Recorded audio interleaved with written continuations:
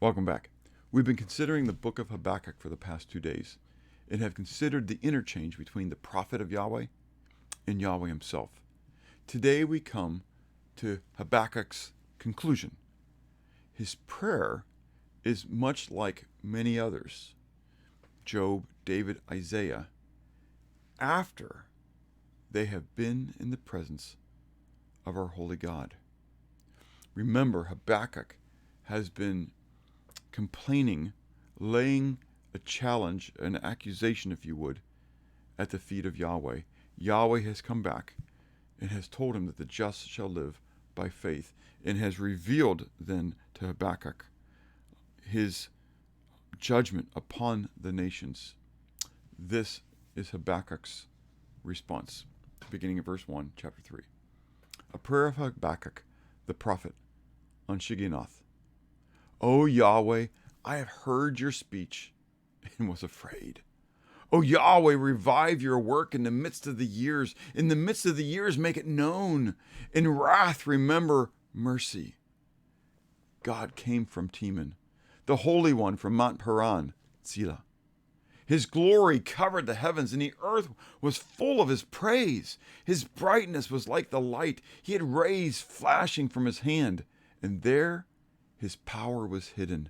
Before him went pestilence, and fever followed at his feet. He stood and measured the earth. He looked and startled the nations, and the everlasting mountains were scattered. The perpetual hills bowed. His ways are everlasting. I saw the tents of Cushan in affliction. The curtains of the land of Midian trembled.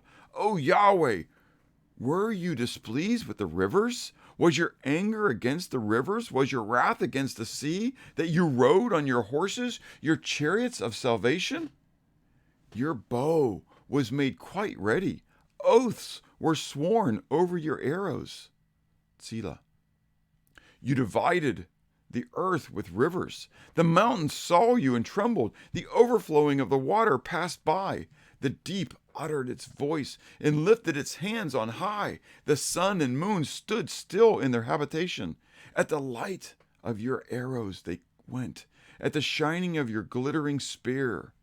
You marched through the land in indignation. You trampled the nations in anger. You went forth for the salvation of your people, for the salvation with your anointed.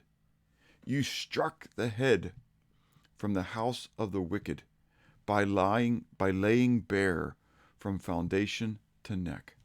Selah. You thrust through with your own arrows the head of his villages. They came out like a whirlwind to scatter me. Their rejoicing was like feasting on the poor in secret. You walked through the sea with your horses, through the heap of great waters. When I heard, my body trembled. My lips quivered at the voice. Tautness entered my bones, and I trembled in myself that I might rest in the day of trouble. When he comes up to the people, he will invade them with his troops. Though the fig tree may not blossom, nor fruit be on the vines, though the labor of the olive may fail, and the fields yield no food, though the flock may be cut off from the fold, and there be no herd in the stalls, yet I will rejoice in Yahweh. I will joy in the God of my salvation. Yahweh Adonai is my strength. He will make my feet like deer's feet, and he will make me walk on my high hills. To the chief musician, with my stringed instruments.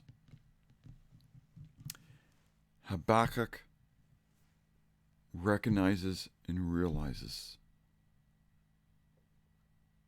that he has been in the presence of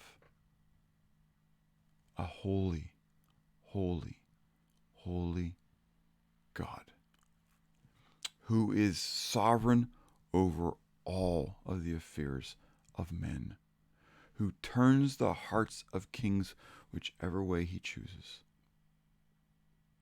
and that he has a plan regardless of whether I might agree, or Habakkuk might agree, or you might agree. It doesn't matter. It is the plan of Yahweh. It is His will that will reign and that will come to pass. And Habakkuk comes to this point of then realizing that Yahweh will indeed one day judge the earth. He will, through His anointed, deliver His people one more time. But until that day,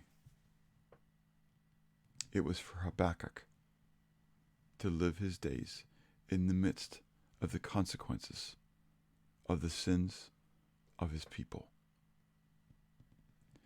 That even the righteous have to deal with the consequences of the sins of the nations.